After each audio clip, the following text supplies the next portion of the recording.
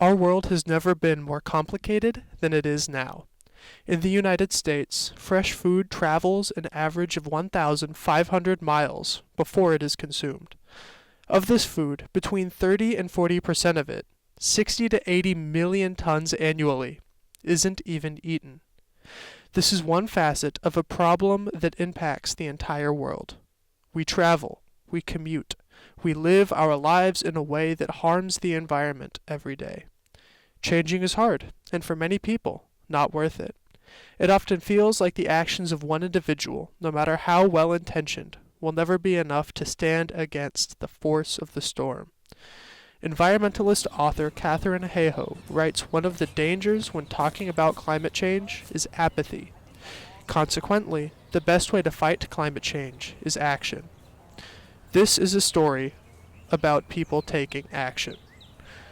Commonwealth Urban Farms is a neighborhood community that took it upon themselves to live their lives in a more sustainable way. I talked to Cam, a longtime volunteer and now leader of Commonwealth Urban Farms, about what they are doing. Sustainability is all kinds of things. It's how we participate in the world around us. What we're so used to is consume, throw away, forget. It's very linear. Of course, in nature, we see that things are cyclical.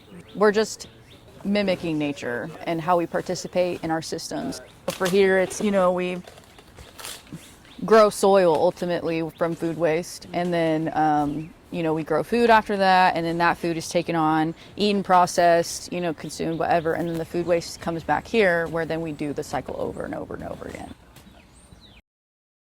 We've tried to separate ourselves so much from that natural rhythm and those natural cycles, and it's very limiting because now we're facing all kinds of global issues because of these things. There's many good reasons why we should be doing community composting, but one of the biggest reasons I like to point out to people is it's a practical way that we can deal with climate change, because we're so used to throwing our food away, and it all goes into the landfill. And whenever you have, scientifically, whenever that food is broken down, there's no oxygen because it's all trapped, and so that's what creates the methane. Commonwealth Urban Farms offers an actionable alternative, accepting donations from coffee shops and grocery stores. They turn what would be unsold food waste that would end up in a landfill, not able to decompose, into some of the best fertilizer money can buy. There's a raised rim all the way around the bin, and that's called the bathtub. It keeps the food waste from coming up against the pallets where it would stink, but air can come through it and get into the bin from the sides.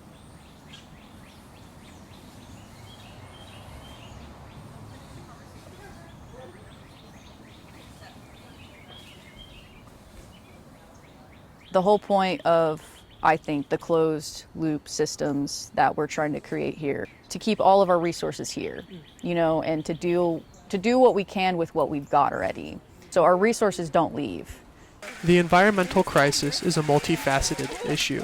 Sustainability and action, therefore, come in many different forms.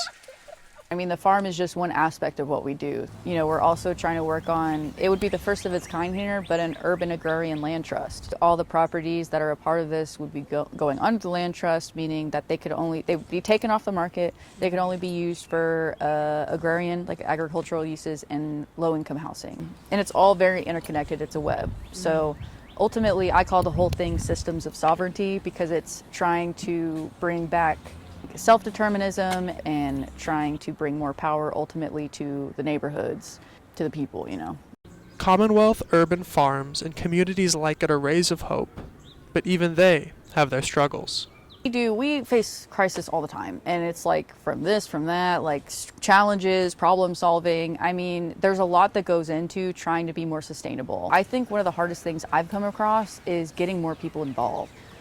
So I think it's more cultural.